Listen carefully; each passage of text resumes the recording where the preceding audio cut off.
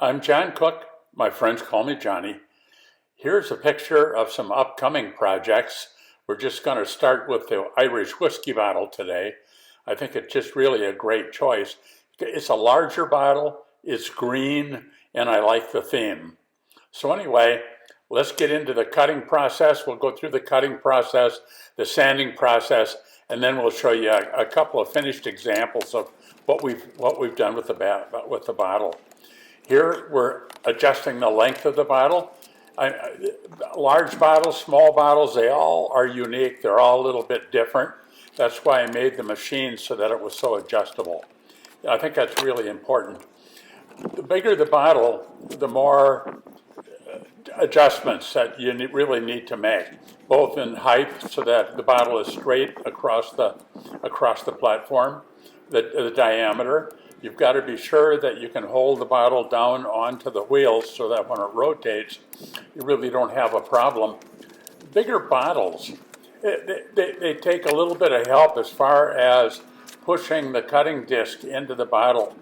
So I like to hold on to them at least long enough to get it started. In this particular case, I do that. The vacuum, the safety glasses, all the standard safety procedures are really important.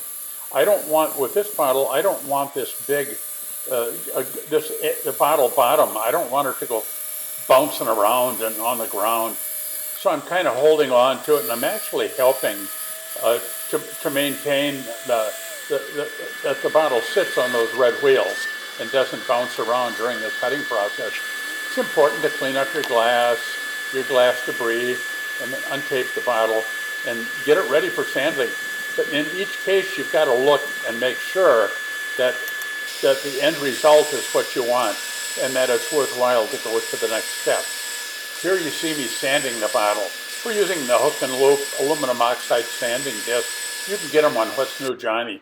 Here you see the way the Bauer polisher is mounted underneath. It's really convenient.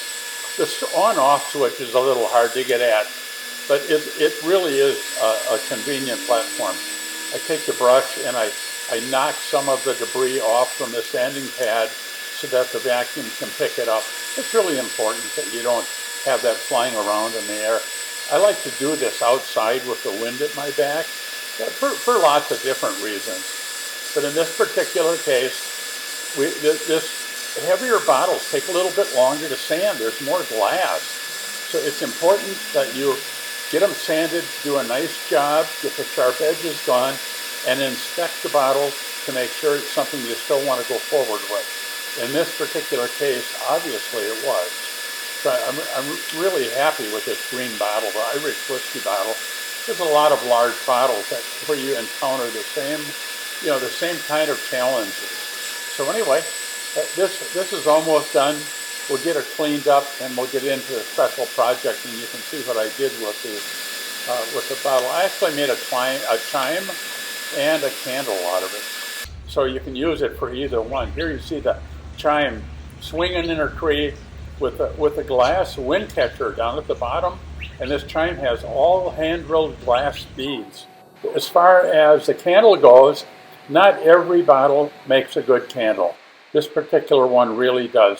Follow the link and go to What's New Johnny, and you can see the details on this project. You see a lot of other projects on What's New Johnny also. So anyway, thank you very much for watching the video. Please subscribe and like. We got a lot of cool projects coming, and you're going to want to see them.